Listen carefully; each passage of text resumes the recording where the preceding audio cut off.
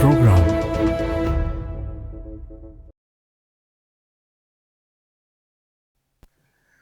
പ്രിയപ്പെട്ടവരെ, നമസ്തേ. Raise of life എന്ന പേരിൽ ഞങ്ങൾ സംപ്രേഷണം ചെയ്യുന്ന ഈ ലഘു പ്രഭാഷണ പരിപാടി ഏകദേശം 30 ആഴ്ചകൾ പിന്നിട്ടിരിക്കുകയാണ്. പതിവിന് വിരുദ്ധമായി പ്രഭാഷണത്തിന് പകരം ഒരു സംഭാഷണമായാലോ? നമ്മുടെ രാഷ്ട്രീയ സാമൂഹിക രംഗങ്ങളിൽ വിരാജിക്കുന്ന പ്രശസ്തരായ ചില വ്യക്തികളെ നമ്മുടെ വിദ്യാർത്ഥികൾക്കൊന്ന് പരിചയപ്പെടുത്തി കൊടുക്കണം എന്ന് ഞങ്ങൾ കരുതുന്നു. അങ്ങനെ പ്രശസ്തരായ ഏതാനും വ്യക്തികളെ ഇൻ്റർവ്യൂ ചെയ്യുന്ന ഒരു പരിപാടി കൂടി ഞങ്ങൾ തുടങ്ങുകയാണ്. നോ യുവർ ലീഡർ എന്ന പേരിൽ. ഒരു വിദ്യാർത്ഥിയായിരിക്കും ഈ വ്യക്തികളെ ഇൻ്റർവ്യൂ ചെയ്യുന്നത്. അതുകൊണ്ട് തന്നെ ചോദ്യങ്ങളെല്ലാം വിദ്യാർത്ഥികളുടെ മനസ്സിൽ നിന്നും പൊന്തി വരുന്നവയായിരിക്കും. അവർക്ക് ചോദിക്കേണ്ട ചോദ്യങ്ങൾ ചോദിക്കാം, അതിനുള്ള മറുപടികൾ അവർ പറയും. പുതിയ തലമുറയ്ക്ക് നൽകേണ്ടുന്ന മാർഗോപദേശം അവർ നൽകുകയും ചെയ്യും. അങ്ങനെ ഒരു പരിപാടി കൂടി ഞങ്ങൾ ഇതിൽ തുന്നിച്ചേർത്തിരിക്കുകയാണ്. കഴിഞ്ഞ 2 ആഴ്ചകളായി 2 പ്രശസ്ത വ്യക്തികളെ ഞങ്ങൾ പരിചയപ്പെടുത്തി. ആദ്യത്തെ ആഴ്ച ശ്രീ രാജീവ് ചന്ദ്രശേഖറിനെ, രണ്ടാമത്തെ ആഴ്ച പന്ന്യം രവീന്ദ്രനെ, ഈ ആഴ്ച ഡോക്ടർ ശശി തരൂറിനെ. Today we have a very important person in our midst.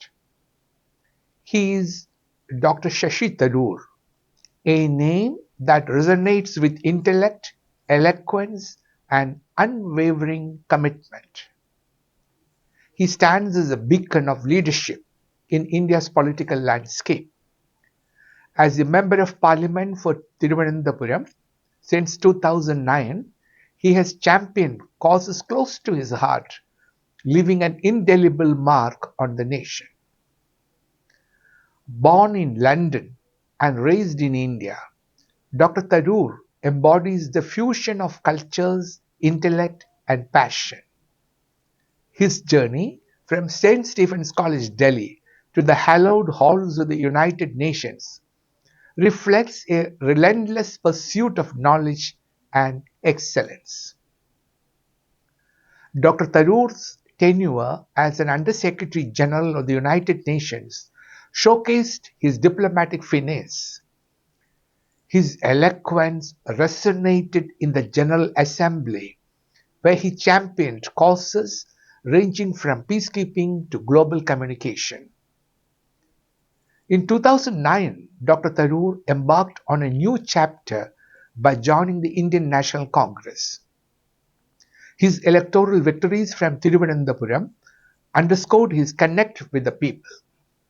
As Minister of State for External Affairs, he navigated complex international relations with finesse. Dr. Tharoor's vision extends beyond party lines. As the founder chairman of the All India Professional Congress, he advocates for innovation, youth empowerment, and progressive policies. His titles, over 24 and counting, reflect his multifaceted persona. The World Economic Forum recognized Dr. Tharoor as a global leader of tomorrow.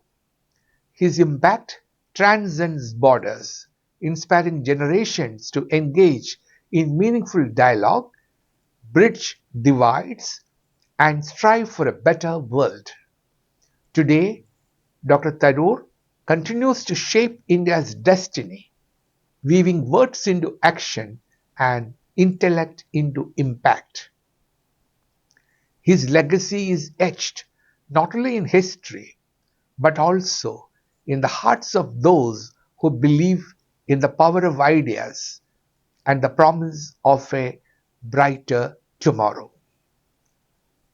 Today, Ms. Jeeya Stephen, our systems delivery manager, is all set to interview Dr. Tharoor. Let's know him a little more closely.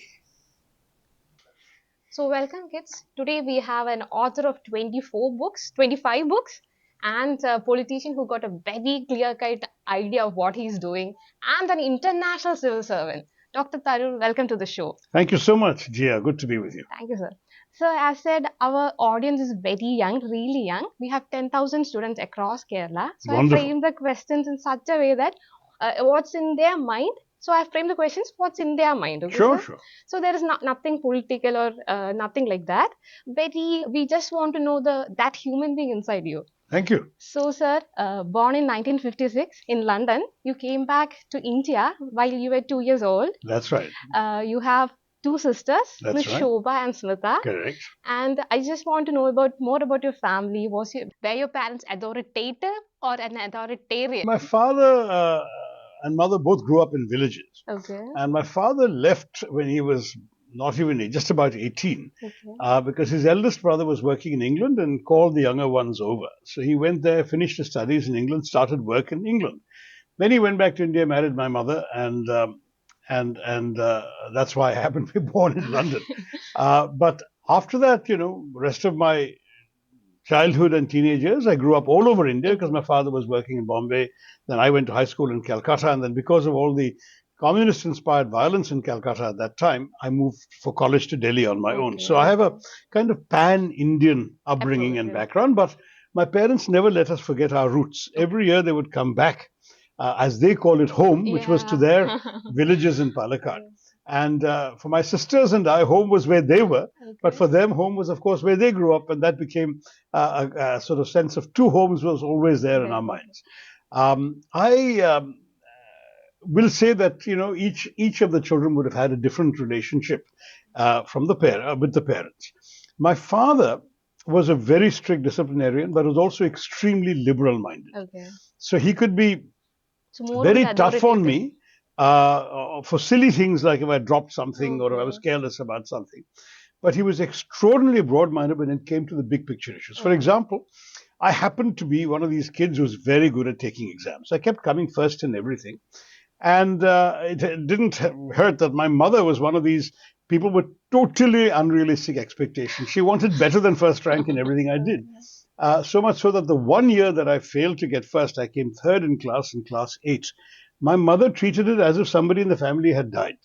I mean, it was literally a funeral atmosphere in the house. So that was the kind of expectations that they had. But anyway, when class 9 came around those days, that was when you chose streaming between science and humanities. I opted for humanities. And my teachers and principal were so upset, they summoned my parents to the school. And they said, why is our best science student choosing humanities? Now, like every Malayali middle class family, my parents also wanted me to be a doctor or an engineer. Yeah. So they said, why are you doing this? I said, because I don't enjoy the subject, I prefer humanity. But they said, you've come first in class throughout in science. How can you do this? And I said, that's frankly only because I know how to take exams. On science, the day after the exam, I've forgotten everything I've studied because it doesn't interest me. Okay. Whereas you ask me about history or literature, and I will tell you more than they've taught us at school because I read so widely of those subjects. And my father, in that era, I'm talking 1969, Yes, yes. had the breadth of vision to say, all right, it's your life, you have to do what you enjoy. You go ahead and take humanities. Same thing happened when I graduated from school. I got the highest ranks possible in India. So I won a gold medal from the West Bengal government. Those days there was no All India prize, but it was the highest possible mark.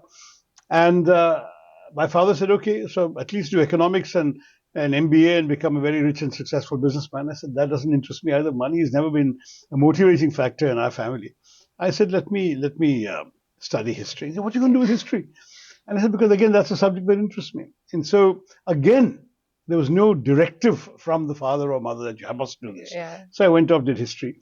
At the end of that, again, I managed to top Delhi University, come first. And so they said, okay, now you got all the marks. Why don't you go and do an MBA anyway? So just to satisfy them, I took the entrance exams to the only two IIMs there were in India, Calcutta and Ahmedabad. Came first in one and second in the other.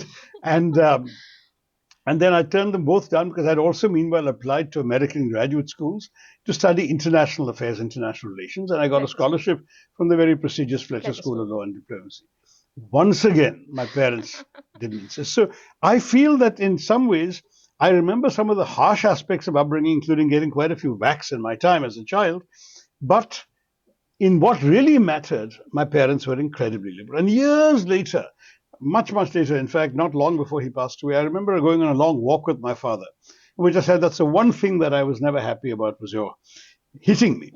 To which his answer was, forgive me. And he literally had tears in his eyes. He said, forgive me. I didn't know any better. This is all he lost his own father when he was 10. So all he had seen around him in the village was fathers hitting their sons. And he felt that was what his duty was, is not that he wanted to hit me. And it was a very sort of, shall we say, that was that generation, that was that time. I'm proud to say I've never hit anyone in my life, least of all my children, even when they were naughty. But the fact is that that statement he said to me has really moved me a lot, because a father-son relationship can be complicated, but in my case, from my side, it was unstinting admiration and adoration for him. And this is why I was so hurt by the meeting. Whereas with my mother, I had a much more complicated relationship, because I always felt that nothing I did was good enough for her. And later in life, I discovered that while she was being tough on me, she was needlessly boasting about me to her friends and alienating them. So it became a very complicated thing. But fortunately, our relationship is in a very good place today, because very late in life, she has mellowed and I have matured. And the result is that we're living together for the last few years. Your mother's still alive. My mother is alive. She's 88 years old as of now. And it's become a very affectionate relationship in a way that it wasn't when I was a child. Yeah, I understand that. So you said that you chose humanities over science. Most of the students still find it very difficult that even at this time to choose humanities over science. What suggestions do you have for them? What you have to say to that student? I honestly believe everyone needs both. Yeah, okay. I think you need to have some basic scientific understanding of the world. Okay. I'm not suggesting that that means you're going to do school level or college level knowledge of any one subject. That requires a genuine passion, whether it's biology or physics or chemistry or whatever you want to study. But a basic knowledge of each of these disciplines should be part of everyone's mind. But equally, a basic knowledge of the humanities, of the forces that have shaped the world, of the history of our country, and broadly speaking, of the world, and of the joys of literature are so important to inculcate in young people while they're still young. So this will last with them as they grow. One of the great, pities, I think, of our time, which was not there in my time, is the number of other distractions available to people that have taken them away from reading and away from books. And the problem with that is that most forms of entertainment are actually passive. You are not engaging a book. If you're playing a video game, you can argue you're engaging your brain. But if you're watching a movie, you're reading your WhatsApps, you're scrolling through your Instagram reels and all of that, somebody else has imagined everything for you. Let's say imagine a novel. When you're reading a novel, you have to conceive what you think the character looks like from the author's description. You have a mental image of the way he or she is speaking, what they're doing, the scene that is set. If you watch a movie of the same novel, all that work has been done for you. The producer has imagined the sets. The director has told the actors what the actors themselves have been cast, and God made them the way they are, or with the makeup man made them the way they are. That's it. So the result is your mind is not engaged. Whereas when you read a book, your mind has to be engaged. It becomes an interactive experience in a way that merely thumbing through a mobile phone, or for that matter, a laptop, is not. And I try and keep explaining to people how important this is. I also tell parents, don't let your children fall into the trap of imagining that books are only for schoolwork and homework. Books are also a source of pleasure. Let them discover that for themselves. So in the initial stages, for example, I never told my children what they could and could not read. If they had wanted to read comic books, I would have had no objection, because it's a way of getting to reading. Fortunately, I was blessed with two brilliant sons who are better readers than I am, and who continue to this day to be very serious readers, and who fortunately have inculcated in their small children, the toddlers, the habit of reading. So fortunately, that's in the family. It will stay. But what I must say is that too many of my young friends in India today have been unable to persuade their children to do this. So one of my friends is telling me, oh, my son is only interested in football and in movies and Instagram. And so I said, get him to read a book on football. Buy him a book on football. Let him discover football through the interaction with the written word. That's the sort of advice I would give Okay. to people here. And if you're a young person listening to Jeeya and me, I hope that you too will think of, in a sense, forcing yourself to read initially. It can be. So, sir, for the starter, can you suggest some 2 or 3 books for the kids? No, I don't want to do that because I believe everyone's interests are different.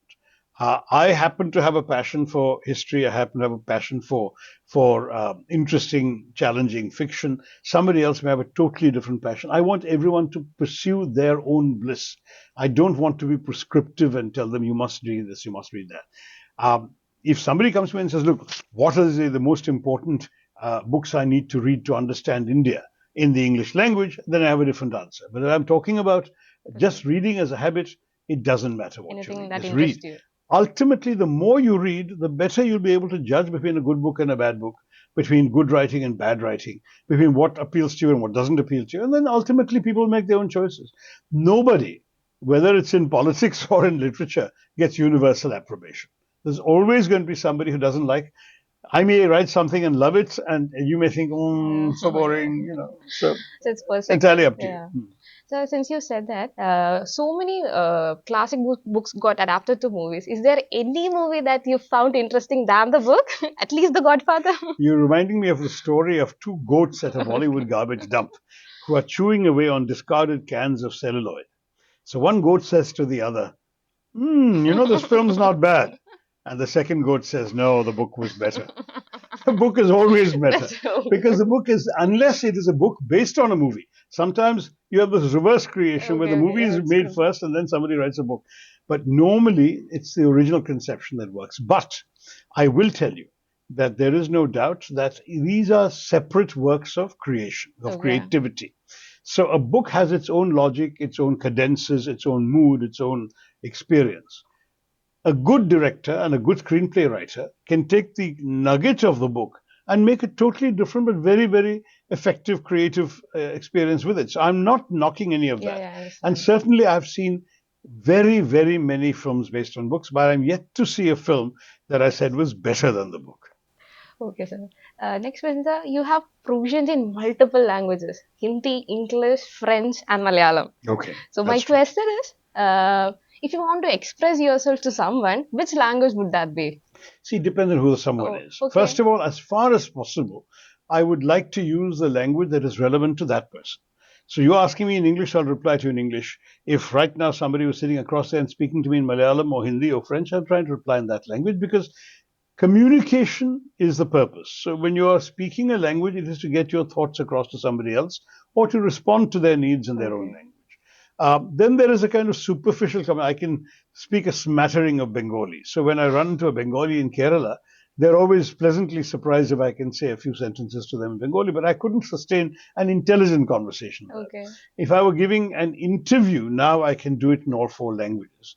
But if I were to make a very formal speech, involving a written lecture text and so on, in the other languages other than English, which is the language I grew up with all my life, I would need to have my text checked to be sure that I'm not making some mistakes. Okay. So there is a difference in the quality of the command you have. Some people are always surprised when I come out of Parliament. I'm willing to give interviews in Hindi, but in Parliament, inside Parliament, I never speak in Hindi, and that's because I'm very respectful of the fact that every word you speak in Parliament goes into a record that is permanent. Future generations and researchers may see it. I don't want there to be a single mistake. Yeah, So in okay. English, I know that I'm saying precisely what I intend to say. If I were to do that in Hindi and make a mistake, I would feel deeply embarrassed, and you can't alter the record if you've said Yes, yes, something. I understand. So I feel, no, let me not. And me, Malayali is a hopeless at gender. So you can never get Hindi gender fully Yeah, right. correct. Even Malayali IAS officers that I know have struggled with that. So I still I make the can, even though mistake. they may have to work in Hindi in a northern state, but they'll make a mistake in gender. So that kind of mistake I don't want to make in Parliament, so I don't. But otherwise, yeah, fluency is one thing, ability to be formal and correct. Even in Malayalam, the Sahitya Malayalam is very difficult from the conversation Malayalam I would use with you if you were interviewing me in Malayalam. Yeah. Do you find Malayalam still hard for you for that very poetic Yeah, yeah. words that you have to No, use? I use very simple. Well, my language is either extremely simple or extremely political. Nothing in between. Okay, so I have this interesting question for you. If you were to write a letter to your superior, it's a like mid to less priority letter.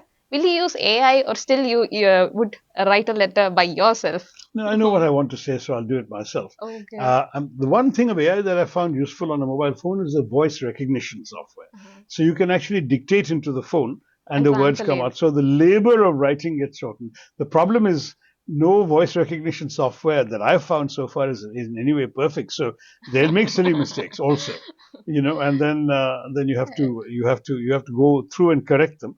But sometimes it takes less time to correct them than to type laboriously the entire thing out. I'm a two-finger typist also. So all my If books were even with written on two phone. fingers. Absolutely. Okay, so you have a very charismatic and flamboyant character. I remember I was in school. I studied in Kendriya Vidyalaya Pattam. Okay, I've come there a few Yeah, times. yes, sir, yes, sir, exactly. So you just entered your political career in India. I was in eighth standard when you came back here. So you were addressing the morning assembly in my school. So I still remember you had this gesture where you My hair is the least disciplined part of me. What can I but still we proudly imitated do? Dr. Tharoor like that. So how did you inculcate all these confidence? Or just give me some suggestions for I kids. don't know. I think I owe a great deal to my father, as I mentioned. And one of the things is he felt that, though he actually was a very charismatic person, the kind of guy who, when he walked into a room, automatically everybody in the party would gravitate around him. But he was hopeless at public speaking. Somehow he froze Oh, in front of a mic. And so he would always tell me the one thing I want you to be able to master is the art of speaking public. So from a very young age, he made me enter school public. speech contests and debate contests. Even when he had to write my debate speech for me, I was too young. I was, 8, 9, 10 years old. I would be debating on the basis of a script learned from him. But that gave me the confidence. I knew that what I was saying was resonating or not. I became better, and then eventually, of course, I became self-reliant. By class 9 or so, I have had to write my own speeches. In fact, I remember we got transferred from Bombay to Calcutta, and I went to a new high school. And they used to have a thing we didn't have in Bombay called extempore speech, Okay. where you're given a topic literally 3 minutes Yeah, you have to ahead of your prepare. speaking. All the contestants are locked in a room, and you draw a topic from a bowl or a hat, and that topic is what you have to speak on without any preparation for, I think, 5 minutes, but you get only 3 minutes notice. And to the astonishment of my new school, I was a class 9 kid that is usually won by the final year students. And I went and I made a speech and Oh. I won. And I remember thinking, my God, if dad hadn't been pushing me into all of this earlier, who knows whether I would have even been able to get away with this. So that's the main thing. I would urge people. One skill that is always useful is communication, Communicating. and in public, or at least to an audience. It can be a small audience, a big audience, because in whatever profession you do, you can be an IAS officer tomorrow, you can be a professor, you can be even just a business executive. At some point, you have to talk to your colleagues, persuade them of your point of view. The ability to structure an argument, to find the right Okay. words to express it with confidence, is a huge asset. So I think I would very much credit my father for initiating, and my schools for training me by giving me opportunities to be a public speaker, a debater, and so on. And then, of course, when I went into college, that was one of my strengths. And inter-college debating had just been established in India in those days, in the early 70s. And I was running around the country on third-class railway compartments, participating in inter-college festivals and winning a lot of them. And that again gives you confidence. I think the most significant way you gain confidence in anything is by doing it. Okay. You'll never know if you can cook a dish properly unless you cook it and people like the taste. Or if you go wrong, you know what you did wrong and do it right that second time, right? Yeah. Same logic for everything else in life. Do, do, do. Do. Don't just try and preach or learn. In fact, actually, my most recent book, co-authored with a friend called Joseph Zacharias, is titled "The Less You Preach, the More You Learn." Okay. So the point you were trying to put across is that if you want to do something new, always be open for mistakes and take feedback from them, from the whole point. Absolutely, Yeah. Sir, I understand that you were the Students' Union president at St. Stephen's I College. was. Yeah. Yeah. So, do you have any situation where you faced a tricky situation where majority of the opinion were against you, but your opinion? Well, I can give you one example, which I'm not sure whether your institute is going to be willing to broadcast it, but I'll tell you. Uh, I had revived a body called the Woodhouse Society. Woodhouse is a very famous British humorist. And we had, mimicry competitions, humorous speech competitions, all sorts of things. And we used to have a practical joke week. This is all authorized by the college in those days, a far more liberal environment. And the faculty advisor had approved the practical jokes to be played. But obviously, the intended object or victim of the joke was not supposed to know. Now, I was president of the union at the time, and one evening, just after dark, um, somebody, a student who was a bit of a rogue, comes up to me with this heavily made up woman, slightly dark lights and so on, red lipstick and skirt and rather a sort of curvaceous body. And he said, "Look, I've got to smuggle this woman out of college. She's been with me so far in the evening, and the gates are shut." In those days, no women were allowed in any of our rooms. Now, I was facing a moral dilemma. As a college president, my duty was to my students. I obviously could not condone wrongdoing, and this was a violation of college rules, but I had to quickly weigh in my mind what is worse, getting the student punished and possibly expelled in his final year before the exams, Okay. or helping him break the law. Faced with a huge So, dilemma. huge dilemma. And I made the choice to help him get this girl out. And I went and spoke to the guard and said, "Just open the gate and let this person leave," and so on and so forth.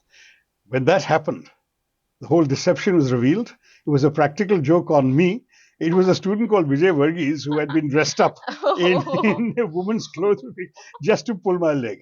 And the result was that I was a thorough laughing stock for a while, which is part of the fun and games of these practical joke competitions.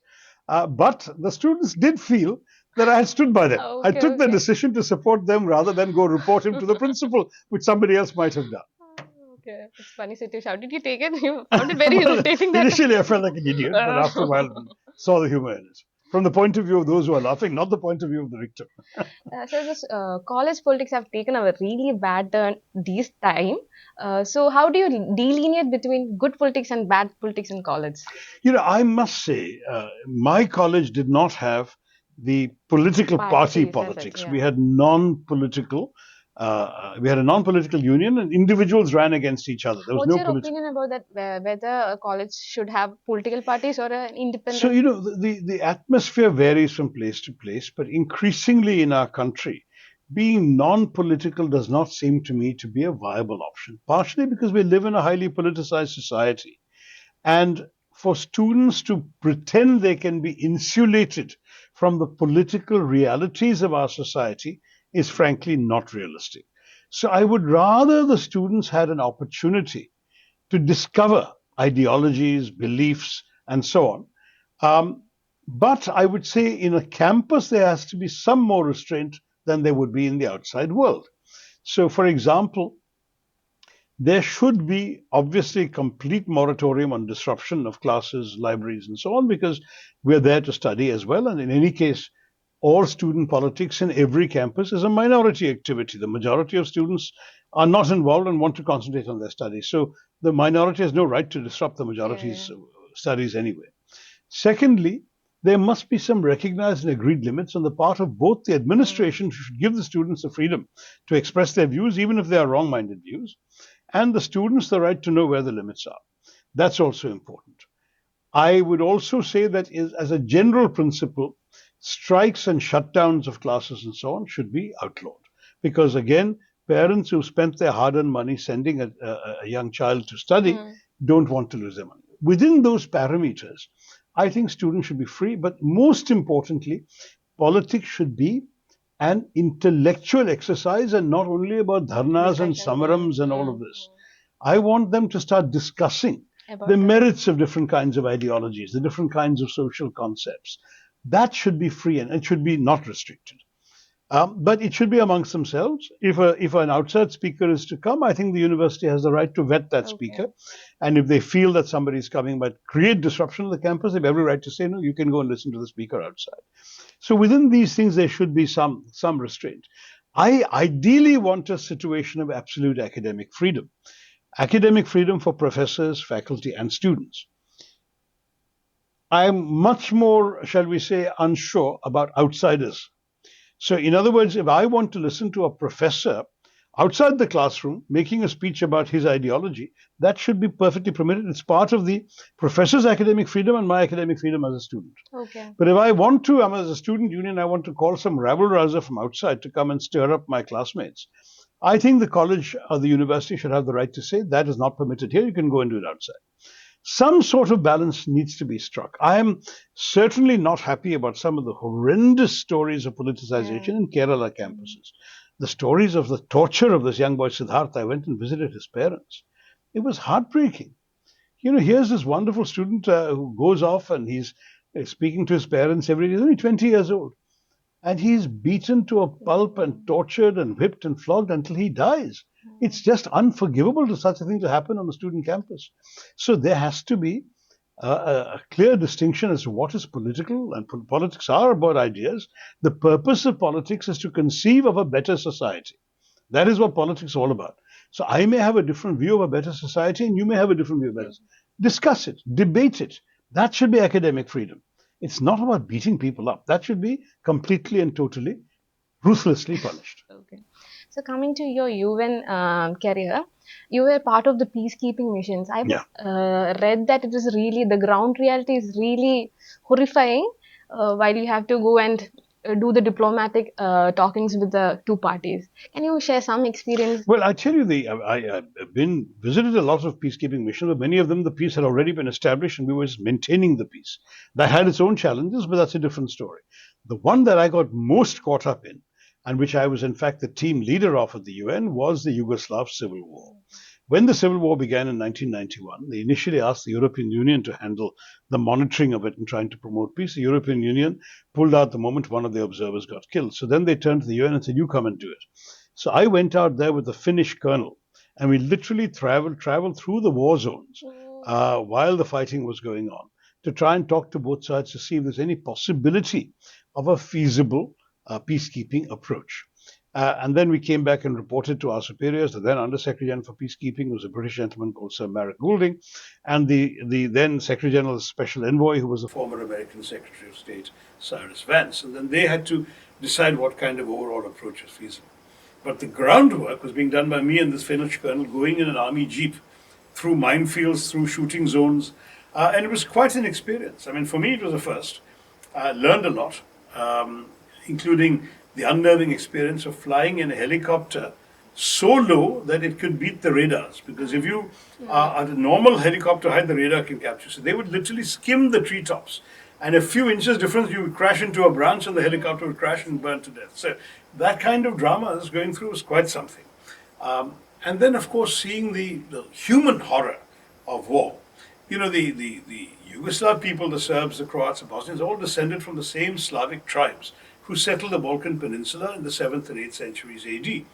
But over the years, one set became Catholic because of being part of the Habsburg Empire, another set became Orthodox, the Serbians, and then you had the Bosnians who had become Muslim during the Ottoman Empire. So you had three different religions, variations of the same language. The difference between Serbian and Croatian was more or less like the difference between Hindi and Urdu. Not very much, same language, same grammatical structure, but sort of 5% vocabulary difference. Now here are these people who look alike, sound alike, speak alike, and they were busy tearing each other apart. I remember going to one particular headquarters of a Croatian force, and the colonel or general, whatever he was at that time, showed me a gruesome photograph of a row of dead babies and said, "Look what the horrible Serbs have done to our children." And then 2 days later, I went behind the Serb lines, and a Serb general, the now notorious Ratko Mladic, he showed me the same photograph and said, "Look what the terrible Croats have done to our children." It was the same photograph, the same dead babies. The horror is it could have been either side, because they are essentially the same people. You can imagine the same between, say, a war between India and Pakistan. How can you tell a dead Pakistani from a dead Indian? These are the kinds of horrors that teach you why peace is important and why war is really Not the the most answer. debasing human activity. So, sir, we have reports now that the young engineers are not employable.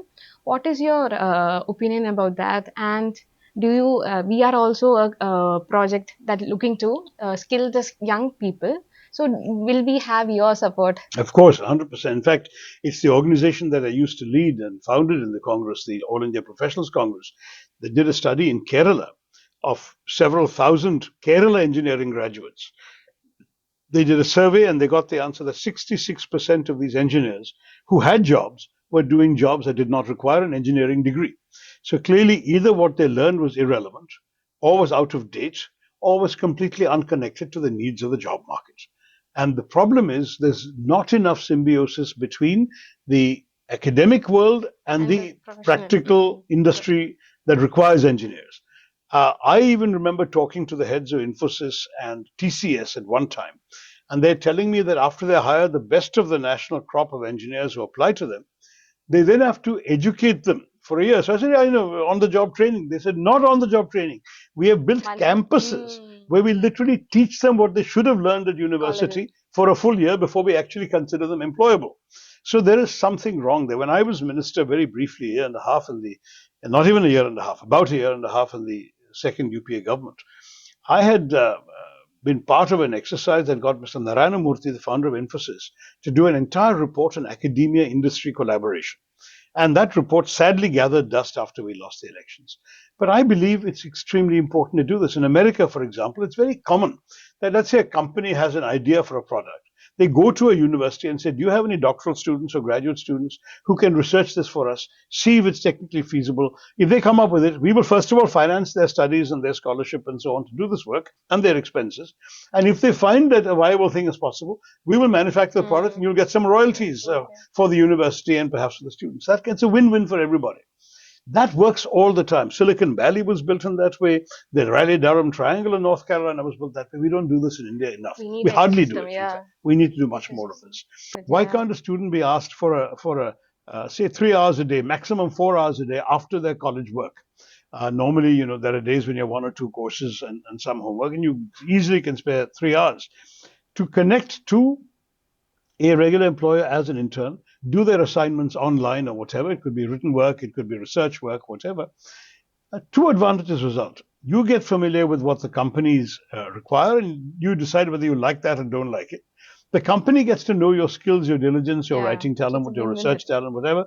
And at the end of the day, both know either this person knows that when I graduate from college is a great place to apply to, or they know when this kid graduates from college is the person we want to hire, or we don't. That doesn't matter. If it's we don't, at least you've had the experience. Yeah. That's one example. Sir, thank you so much. Thank you for sparing your valuable time. Thank you, Jeeya. It was a pleasure talking to you, sir. My pleasure, and thank you for your very smart questions, Jeeya. Nice to meet you. All the best.